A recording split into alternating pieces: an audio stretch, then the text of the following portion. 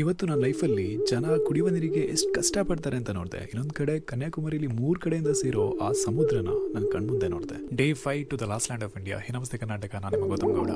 ರೂಮಿಂದ ಕನ್ಯಾಕುಮಾರಿಗೆ ಸುಮಾರು 260 ಕಿಲೋಮೀಟರ್ ತೋರಿಸ್ತಾ ಇತ್ತು. On the way Tamil Nadu dosa ತಿನ್ಕೊಂಡು ಹೊರಟ್ವಿ. ಮಳೆಗಾಲದಲ್ಲಿ ಮಳೆ ಇರಲ್ಲ ಇಲ್ಲಿ. ಪೂರ್ತಿ ದಾರಿಯುದ್ದಕ್ಕೂ ಒಣಗಿದ ಕೃಷಿ ಭೂಮಿಗಳು. ನಾನು ನೋಡಿದೆ ಇಲ್ಲಿ ವಯಸ್ಸಾದವರು, ಅಜ್ಜಿಯಂದಿರು ತಳ್ಳೋ ಗಾಡಿಯಲ್ಲಿ 8-10 ನೀರಿನ ಬಿಂದಿಗಳನ್ನು ತಗೊಂಡು ತುಂಬಾ ದೂರದಿಂದ ತಮ್ಮ ಮನೆಗಳಿಗೆ ತಗೊಂಡು ಹೋಗ್ತಾ ಇದ್ರು. ಇಲ್ಲಿನ ರೈತರ ಕಷ್ಟಗಳು, ಅವರ ಬೆವರಿನ ಕಥೆಗಳನ್ನು ಯಾರಿಗೆ ಕೂಡ ಹೇಳಕ್ಕಾಗಲ್ಲ. ಅಲ್ಲಲ್ಲಿ ಐಸ್ ಆಪಲ್ದು ಮರಗಳನ್ನ ನೋಡಬಹುದು ನೀವು ಇಲ್ಲಿ. ಇನ್ನೇನು ಕನ್ಯಾಕುಮಾರಿ ಹತ್ರ ಬರ್ತಾ ಇದ್ದ ಹಾಗೇನೆ ನಮ್ಗೆಲ್ಲ ಸಾಕಷ್ಟು ವಿಂಡ್ ಮಿಲ್ ಕಾಣುತ್ತೆ. ಬೈಕ್ ನ ಓಡಿಸೋಕ್ಕೂ ಕಷ್ಟ, ಅಷ್ಟು ಗಾಳಿ ಇಲ್ಲಿ. ಒಂದು ನ್ಯಾಚುರಲ್ ಸೋರ್ಸ್ ಆಫ್ ಎನರ್ಜಿನ ಚೆನ್ನಾಗಿ ಬಳಸ್ಕೊಂಡು ಪವರ್ ಜನರೇಷನ್ ಮಾಡ್ತಾ ಇದ್ದಾರೆ. ಅಂತೂ ನಾವು ಭಾರತದ ದಕ್ಷಿಣದ ತುದಿ ರೀಚ್ ಆಗುವಾಗ ಸಂಜೆ ಆಗಿತ್ತು. ನೋಡೋದು ಚೆನ್ನಾಗಿದೆ, ಅದನ್ನ ಮಾತಲ್ಲಿ ಹೇಳಕ್ಕಾಗಲ್ಲ.